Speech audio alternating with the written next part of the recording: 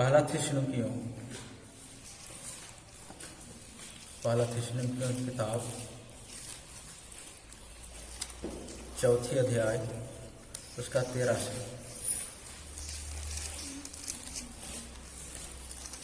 पहला थिस्सलुनीकियों 4 अध्याय उसका 13 से।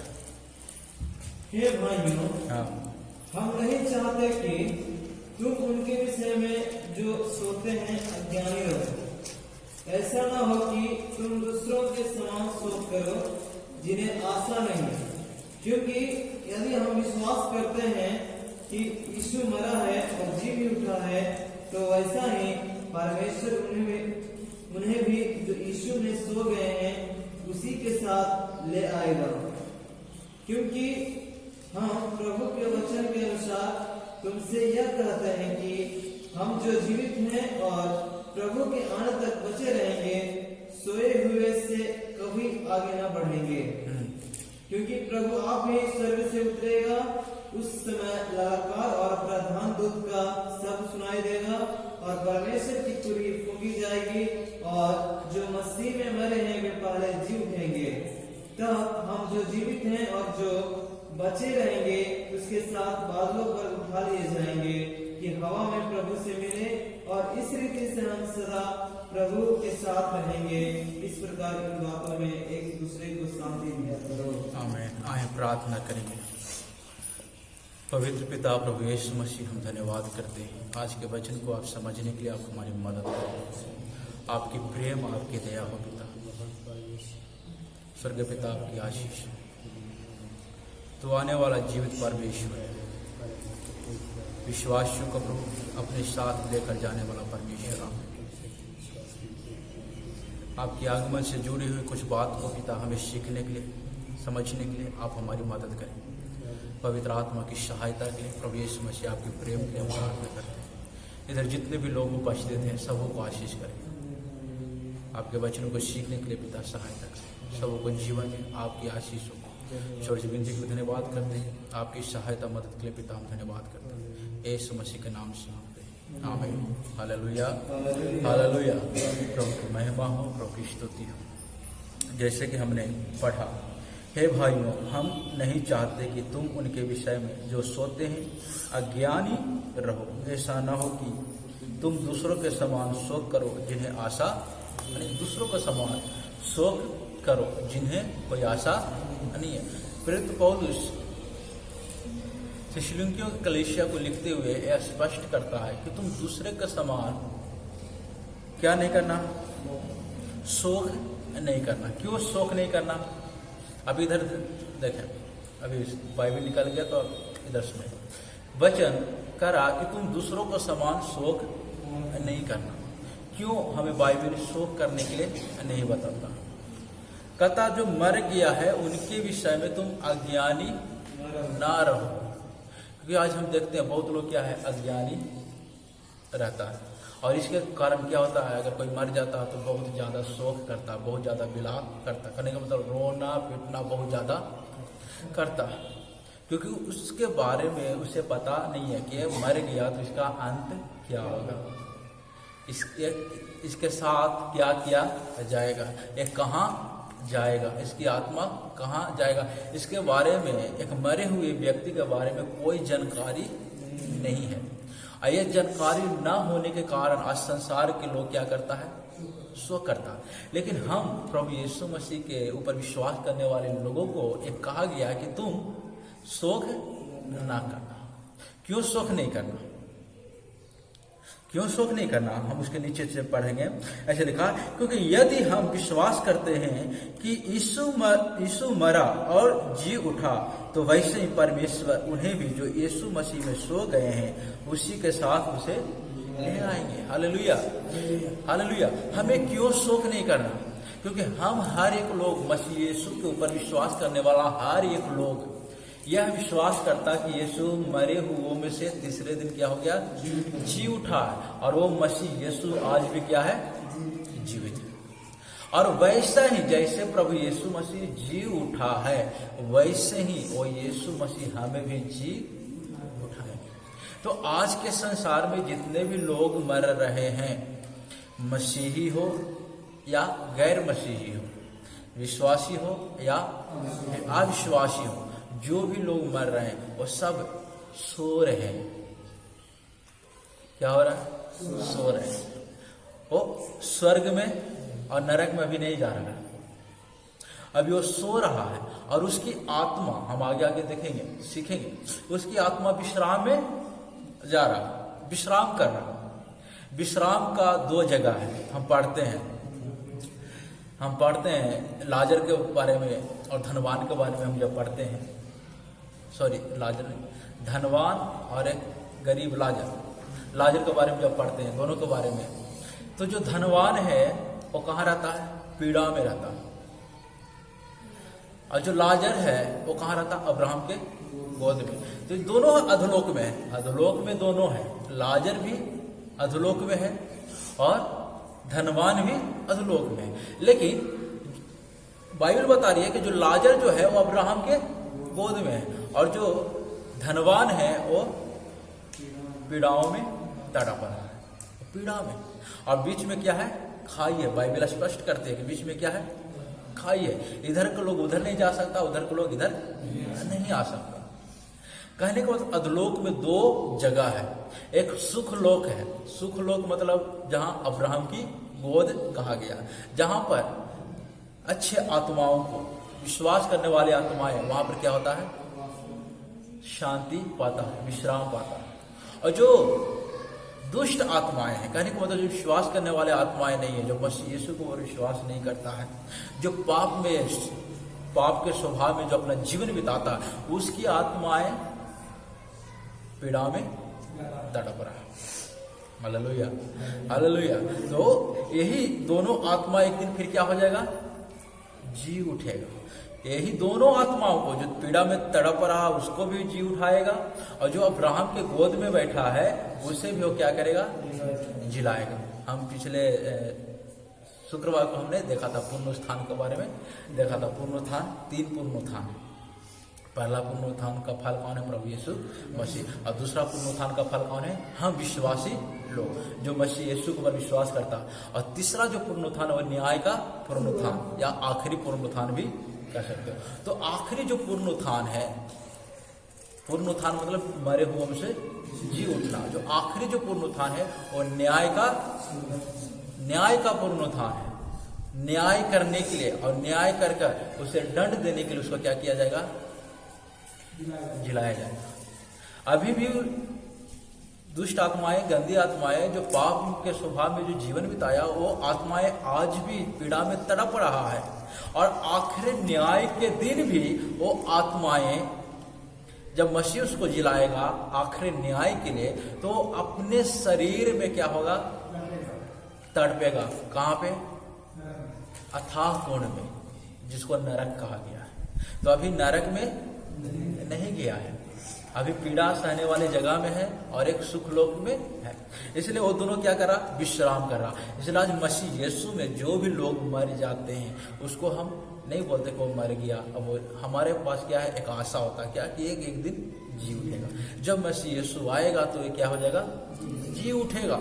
और इसी विश्वास के कारण बाइबल हमें बताती है, परमेश्वर का वचन कहता कि हमारे अंदर शोक ना होना। शोक कौन करता? जिसके पास कोई आशा नहीं है। हालेलुया। कहने का मतलब अविश्वासी लोग, जो मसीह यीशु के ऊपर विश्वास नहीं करता, वो लोग शोक करता है। इसलिए आपसे ध्यान रखें, ऐसा शोक स्वभाव में आप शामिल ना हो, आप शोक ना करें। आप प्रभु से हिम्मत मांगे, प्रभु से आप साहस मांगे कि प्रभु हमें ऐसा निकले सामर्थ्य और शक्ति दे, क्योंकि वो व्यक्ति कहा गया है विश्राम में गया है और वो एक दिन जी उठेगा। हालेलुया। बहुत मुश्किल है आज ये बात अगर हम बता रहे हैं, तो यह बात सहन बहुत मुश्किल है, क्योंकि अगर इस हमारे जीवन में इस प्रकार के अगर कोई घटनाएं आता है तो हमारे जीवन में भी ऐसा ही होता। लेकिन तो भी अपने हृदय को हमें क्या करना? तसल्ली देना, अपने जीवन को तसल्ली देना, हमें अपने जीवन को दृढ़ करना और ये विश्वास रखना, ये आशा रखना कि एक दिन क्या हो जाएगा?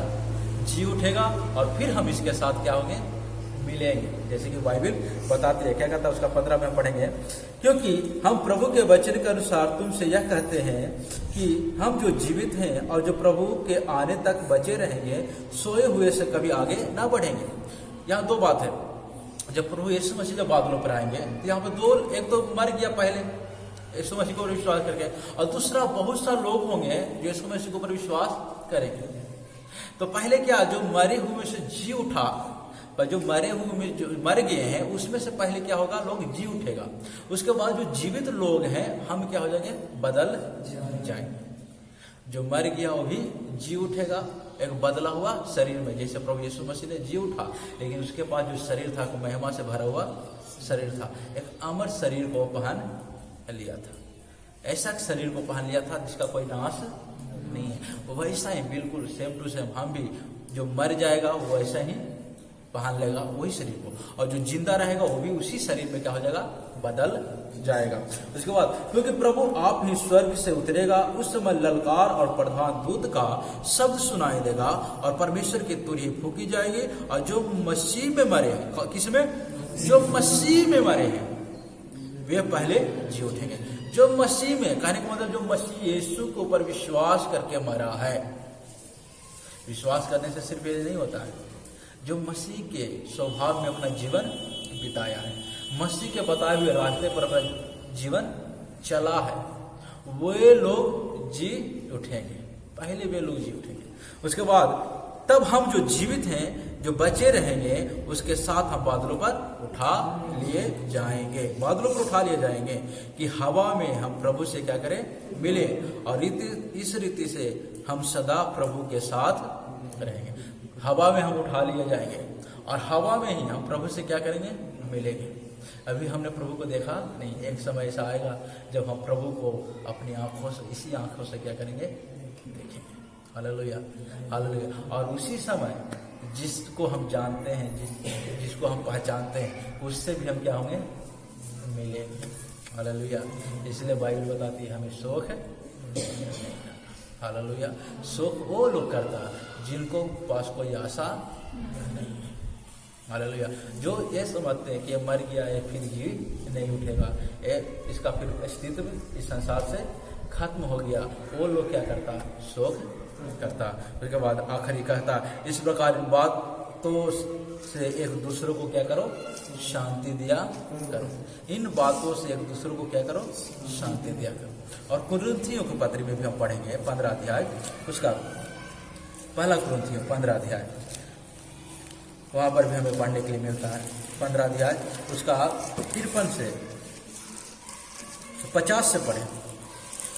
हे भाइयों, हाँ, मैं यह कहता हूँ कि हाँ, मांस और लहू परमेश्वर के राज का अधिकारी न हो सकते। हाँ, अनानाशवान अविनाशी का अधिकार हो सकता। हालेलुया। यहाँ पर एक बात ध्यान देना, यहाँ बाइबल क्या कहती है, हे भाइयों मैं यह कहता हूँ मांस और लहू परमेश्वर के राज का अधिकारी नहीं हो सकता।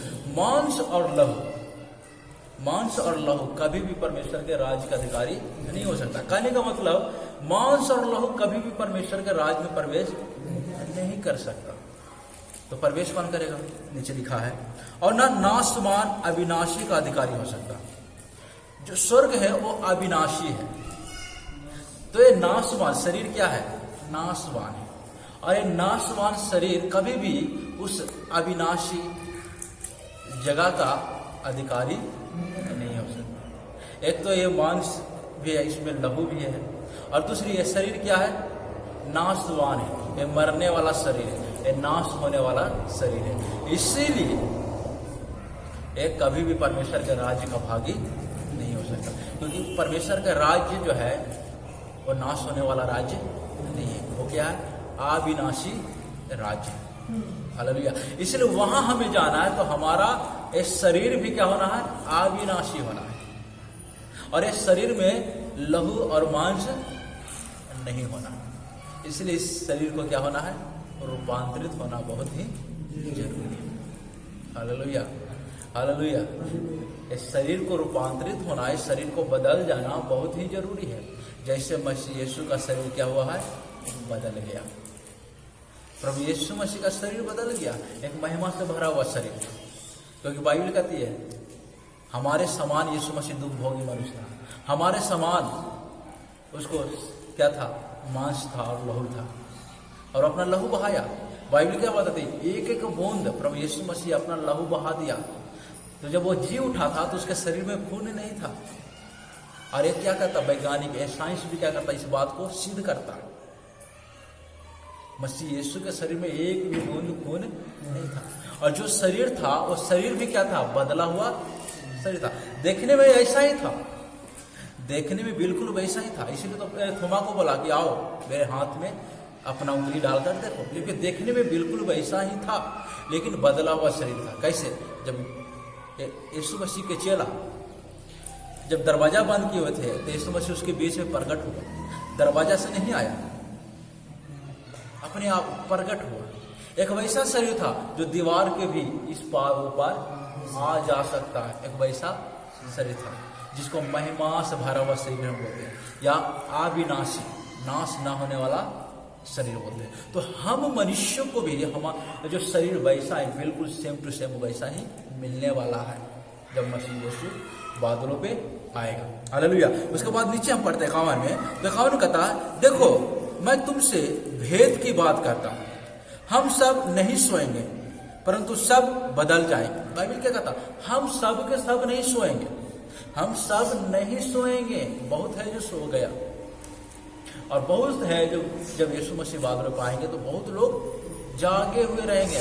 जागे हुए का मतलब जीवित रहेंगे। हम सब नहीं सोएंगे। उसके बाद कहता है, और यह क्षण भर में पलक मारते ही अंतिम तुरही फूकते ही होगा, क्योंकि तुरही फूकी जाएगी और मुर्दे अविनाशी दशा में उठाए जाएंगे और हम बदल जाएंगे। एक जो घटना जो होने वाला है इसमें टाइम नहीं लगेगा।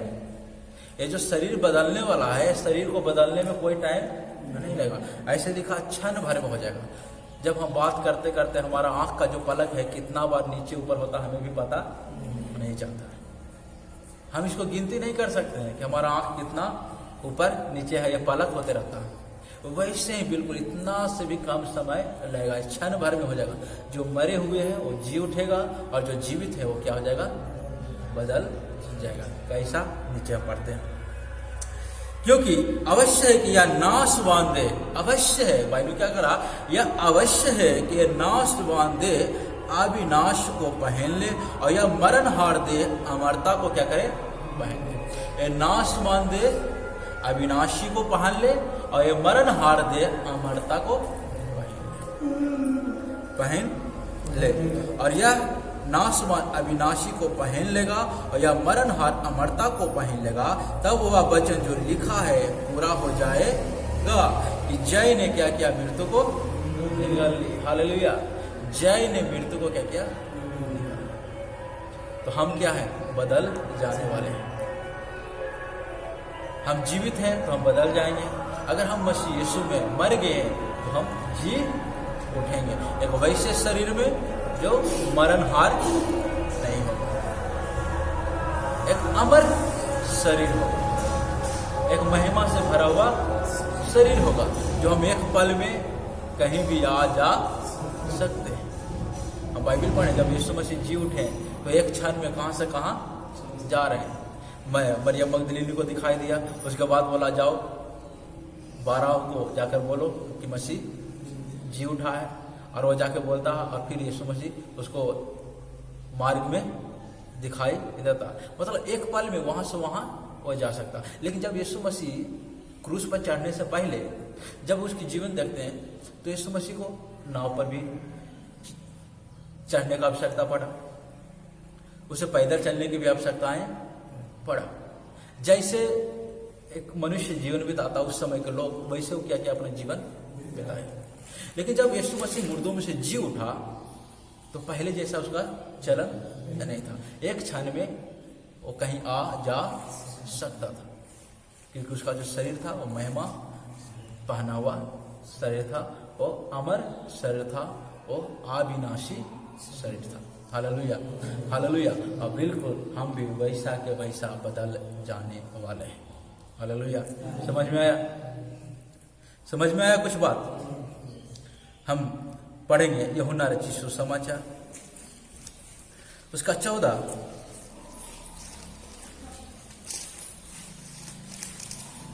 उसका 1 से पढ़े।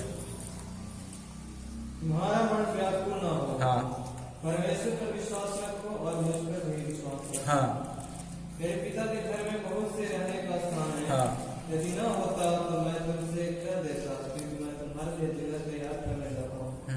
और यदि मैं जाकर तुम्हारे लिए जगह तैयार करूँ तो फिर आकर तुम्हें अपने यहाँ ले जाऊंगा, कि जहाँ मैं रहूँ वहाँ तुम भी रहो। हालेलुया। कुछ समझ में आया? ये जो बातें हैं प्रभु यीशु मसीह क्रूस पर चढ़ने से कितना दिन पहले ये बातें बताए थे। बहुत समय पहले ये बातें अपने शिष्य लोग, अपने चेला लोग को ये बताए थे कि मैं पिता के पास जाऊंगा और तुम्हारे लिए क्या करूंगा, जगह तैयार करूंगा, फिर मैं आऊंगा और फिर मैं तुम्हें क्या करूंगा, लेकर जाऊंगा। हालेलुया। क्या क्या? तुम्हारा मन व्याकुल ना हो, परमेश्वर पर विश्वास रखो और मुझ पर भी विश्वास रखो। परमेश्वर पर भी विश्वास रखो और मुझ पर भी विश्वास रखो। मेरे पिता के घर में बहुत से रहने का स्थान है।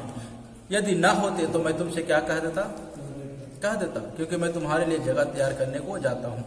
और यदि मैं जाकर तुम्हारे लिए जगह तैयार करूँ तो फिर मैं आकर तुम्हें क्या करूँगा, यहाँ ले जाऊंगा, कि जहाँ मैं रहूँ वहाँ तू भी रहो। जहाँ मैं रहूँ वहाँ तू भी रहो। जहाँ मसीह यीशु है वहाँ हम भी रहें, इसलिए वो जगह तैयार करने के लिए गया। Hallelujah, hallelujah. प्रभु आपको आशीष दे।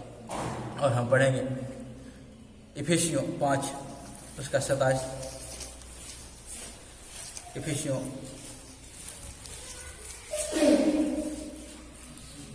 5 के 27। और उसने एक ऐसे तेजस्वी कलीसिया बनाकर अपने पास खड़ी करे, जिसमें न कलंक, न चोरी, न कोई और ऐसी वस्तु, पर पवित्र और निर्दोष हो। हालेलुया। हम कलीसिया के बारे में हमने विश्वासियों का क्या है, समूह है या मंडली है। हम हर एक लोग क्या है, कलीसिया के एक एक पार्ट हैं, एक एक अंग हैं। कलीसिया में जितने भी प्रार्थना में आने वाले, मसीह यीशु को पर विश्वास करने वाले जितने भी पूरी दुनिया में लोग हैं, पूरे संसार में जितने भी लोग हैं, वो सब कलीसिया के एक एक क्या है, अंग है, एक एक पार्ट है। हम सब कलीसिया के एक एक पार्ट, एक एक अंग है। और परमेश्वर का वचन कहता है कि परमेश्वर को वैसे कलीसिया बनाने में लगा हुआ है। ऐसे लिखा है, और उसे एक ऐसी तेजस्वी कलीसिया बनाकर अपने पास खड़ी करे, जिसमें कलंक, न झुर्री, न कोई और ऐसी वस्तु हो, वरन पवित्र और निर्दोष हो। एक वैसा कलीसिया परमेश्वर बनाना चाहता है जिसमें कोई कलंक न हो, और जिसमें कोई कलंक ना है। अब इधर ध्यान दें, वचन क्या कह रहा, जिसमें कोई कलंक ना है वही मसीह यीशु के साथ स्वर्ग में जाने वाला है। जो जगह तैयार परमेश्वर ने किया है, उस जगह में वही लोग जाने वाला है। हालेलुया। सब लोग जाने वाला नहीं है, सब लोग मरे हुए में से जी उठने वाला नहीं है। बाइबल बताती है परमेश्वर को वैसे कलीसिया बनाना चाह रहा है या बनाने जा रहा है जिसमें कोई कलंक ना हो। हालेलुया। आपको, हमारे जीवन को, हम इधर जितने भी लोग हैं, सबको परमेश्वर एक वैसे व्यक्ति बनाना चाहता है जिसमें कोई कलंक ना हो। तो उसके लिए क्या करना, अपने जीवन को भी हमें क्या करना, समर्पित करना मसीह के आगे। हमें कोशिश करना और प्रार्थना करना कि प्रभु हमें एक वैसे व्यक्ति बना जिसमें कोई कलंक ना हो, जिसमें कोई झुर्री ना हो। हम झुर्री के बारे में बतलाया, झुर्री जिसमें कोई चेंज ना हो। जब आदमी बुजुर्ग हो जाता तो उसका चेहरे पर झुर्री आ जाता है, वैसे हमारा स्वभाव में झुर्री आना नहीं है। हमारे चाल चलन में किसी प्रकार की झुर्री ना आए। झुर्री का मतलब ये नहीं कि बूढ़ा हो गया या बुजुर्ग हो गया तो स्वर्ग में नहीं जाएगा, उसका मतलब नहीं है। झुर्री क्या है, खूबसूरती को बिगाड़ देता है, समझ गया। जो झुर्री है वो खूबसूरती को बिगाड़ देता है। अरे जो झुर्री यहाँ पर जो लिखा है हमारे आत्मिक जीवन को बर्बाद करता है, ये हमारी पवित्रमय जीवन को क्या करता है, नुकसान पहुंचाता है। इसलिए बाइबल बताती है हम में कोई झुर्री ना हो। और जो तीसरी बात है ऐसा लिखा, ना कोई ऐसी वस्तु हो वरन पवित्र और निर्दोष, और किसी भी प्रकार की वैसा वस्तु ना हो जो हमें परमेश्वर से क्या करे, दूर करे। आज है बहुतों के जीवन में है कुछ कुछ ऐसे ऐसे बात है, कुछ कुछ ऐसे ऐसे वस्तु है जो क्या करता है, परमेश्वर से दूर करता है। जैसे बताना चाहता, मजबूर है, शादी विवाह जब आता है, अब तो अपने आप को सत्यों का विश्वासी है, मसीह यीशु के ऊपर विश्वास करते हैं, लेकिन गाली गीत गाने के समय इतना खराब खराब देते हो, कहाँ चला जाता है। समझना, ऐसा कोई वस्तु ना रहे जो हमें परमेश्वर से क्या होता है, दूर हो। कितना लोग बोलता है, विश्वासी बोलता है, प्रभु के दास लोग बोलता है, क्या बोलता है, इतना चलता है, नहीं चलेगा। जो इस प्रकार की बात बोलता है कि शादी विवाह में इतना ऐसा चलता है, नहीं चलता, क्योंकि एक बात ही हमें क्या करता, आप पवित्रता की ओर लेके चला जाता है। हमारा सब स्वभाव, हमारा चाल चलन, हर चीज क्या है, मसीह के वचनों के अनुसार है। लेकिन अगर हम एक बात में भी चूक जाते हैं और उसमें हम पवित्र होने की कोशिश ना करते हैं या अपने जीवन में चेंज लाने की कोशिश ना करते हैं, तो वो बातें हमें क्या करता, परमेश्वर से दूर करता है। हम प्रार्थना से शुरुआत करते हैं, कोई भी काम हम क्या करते हैं, प्रार्थना से शुरुआत करेंगे, लेकिन गंदी गंदी गाना बजा के हम क्या करेंगे, डीजे पर, साउंड पर गंदी गंदी गाना बजा के उस पर परमेश्वर से हम दूर हो जाते हैं। अगर हम परमेश्वर के वचन से शुरुआत किया है या प्रार्थना की शुरुआत किया है, तो हमें यह ध्यान रखना कि हम किससे प्रार्थना किया, जीवित परमेश्वर से प्रार्थना किया। तो जब जीवित परमेश्वर से हम प्रार्थना किया, तो हम इस अपवित्रता को हम जानबूझकर क्यों लाए। किसी को अच्छा नहीं लगता ये बातें बोलने में, लेकिन ध्यान रखना ये बहुत जरूरी है। आप परमेश्वर के वचन से शुरुआत कर रहे हो, तो उसका अंत भी परमेश्वर के वचन से ही होना है, क्योंकि परमेश्वर का वचन कहता है पवित्र लोगों के लिए, मसीह यीशु पर विश्वास करने वाले लोगों के लिए हर एक बात क्या होता है, भलाई उत्पन्न करती है। हर एक बात भलाई उत्पन्न करती है, हर एक बात। Hallelujah, hallelujah. तो यह बात हमें ध्यान रखना है। मसीह यीशु के ऊपर विश्वास करने वाला, आप जो काम कर रहे हो, अगर प्रार्थना से शुरुआत कर रहे हो, प्रार्थना से अंत कर रहे हो, तो आपके जीवन में वो भलाई उत्पन्न करेगा। आपने प्रार्थना से शुरुआत किया, लेकिन बीच बीच में इधर कुछ दिन पहले माइक लगा हुआ था, हम खोल के बोलना चाहते हैं, गाना शुरुआत की, आप मुक्ति दिलाए यीशु नाम से शुरुआत किया। सबसे पहले माइक यहाँ पर चालू हुआ, तो सबसे पहला गाना कौन सी बजा, मुक्ति दिलाए यीशु नाम। उसके बाद आप सोच लो कि सुना होगा सब, ये सब ठीक नहीं है। कभी भी भविष्य में इस प्रकार की बातें हमारे जीवन में ना आए। Hallelujah, hallelujah.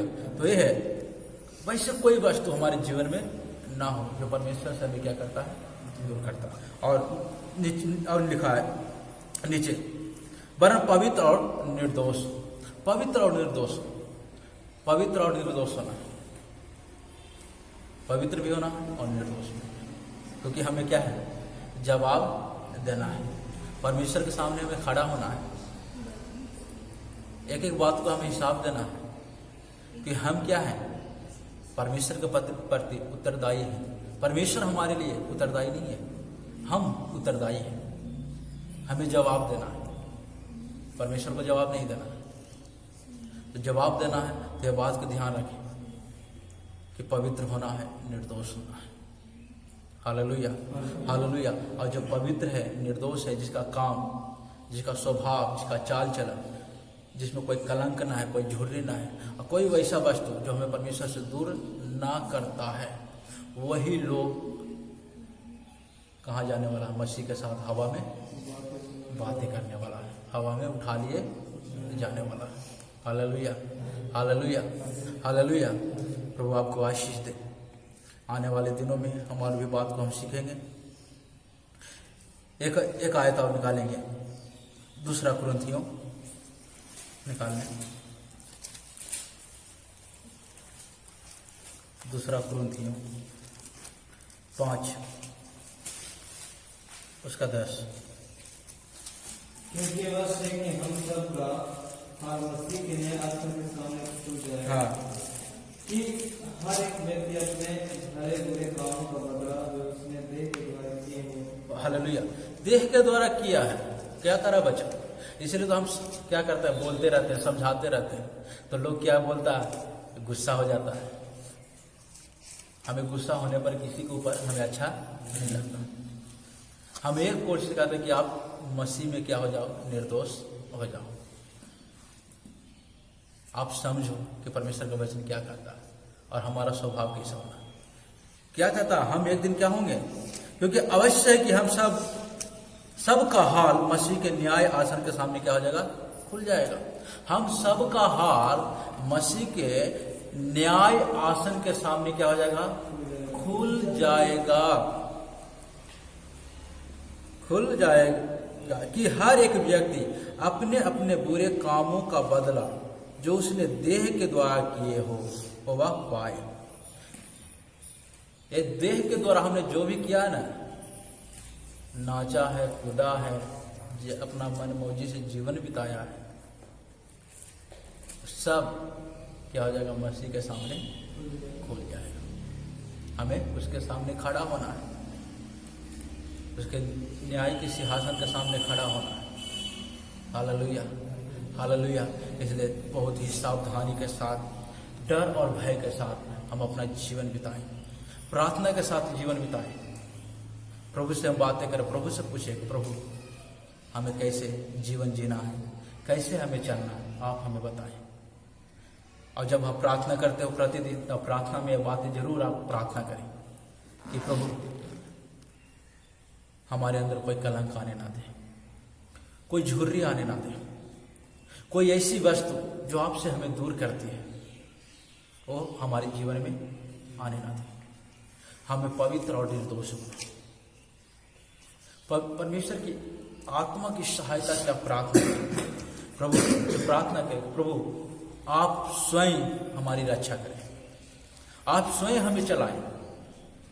इस प्रकार आप प्रार्थना करें, प्रभु आपको जरूर और पवित्र आत्मा आपको चलाएगा अपनी अगुवाई में।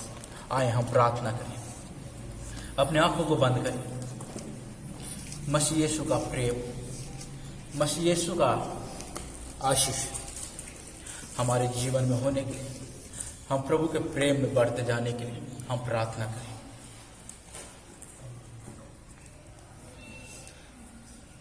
हम प्रार्थना करने के लिए जा रहे हैं, आप सब मिलकर प्रार्थना करें। प्रभु यीशु मसीह आपकी कृपा, आप कितना महान परमेश्वर हैं, आप दयालु हैं, सर्वशक्तिमान हैं पिता। हमारा हाल न्याय आसन के सामने खुल जाएगा। हमने जो इस देह में किया है वो सब मसीह यीशु के न्याय आसन के सामने खुल जाएगा।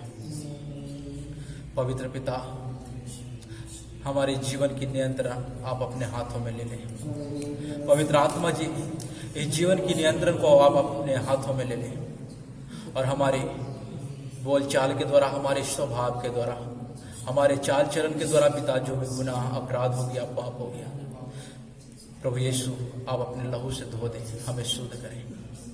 एक पवित्रमय जीवन जीने के लिए, एक निर्दोषमय जीवन जीने के लिए आप हमारी मदद करें। मसीह यीशु आपके पद चिन्हों पर चलने के लिए आप स्वयं हमारी मदद करें। आपकी मदद और सहायता के लिए हम प्रार्थना करते हैं। आपकी कृपा, जितने भी लोग प्रभु आपके वचनों को सुन रहे हैं पिता, सुने हैं पिता, उन लोगों के लिए हम प्रार्थना करते हैं। आत्मा की अगुवाई हर एक लोगों के जीवन में हो। प्रभु यीशु मसीह आपकी कृपा, आपकी दया, पवित्र आत्मा की भरपूरी के लिए, पवित्र आत्मा की प्रेम और दया के लिए हम प्रार्थना करते हैं। इधर उपस्थित हर एक व्यक्ति को, जीवन को हम आपके हाथों में सौंप करते हैं। प्रभु यीशु मसीह आपकी कृपा, प्रभु यीशु मसीह आपकी आशीष आपकी प्रेम, आपकी दया हर एक लोगों को जीवन में कार्य करने पाए। जो दुखी हैं, परेशान है, तकलीफ में है, बीमारी में, उनके लिए हम प्रार्थना करते हैं। उनको आशीष करें पिता, उन्हें छू ले, चंगाई दे पिता। हम प्रार्थना करते हैं विशेष करके प्रभु यीशु मसीह, आपके वचनों में पिता हर एक लोग दृढ़ और स्थिर होने पाए, आत्मा की अगुवाई होने पाए। सबों को सामर्थ्य और शक्ति देना, अपने पवित्र मार्ग में चलने में मदद करना। छोटी सी विनती को आगे समय को उपस्थित हर एक व्यक्ति को जीवन को हम आपके हाथों में सौंपी करते हैं। तमाम प्रार्थना विषयों पर आपकी कृपा, आपकी दया प्रभु यीशु मसीह के पवित्र और सामर्थ्य नाम से मांगते हैं, आमीन। Hallelujah, hallelujah, hallelujah.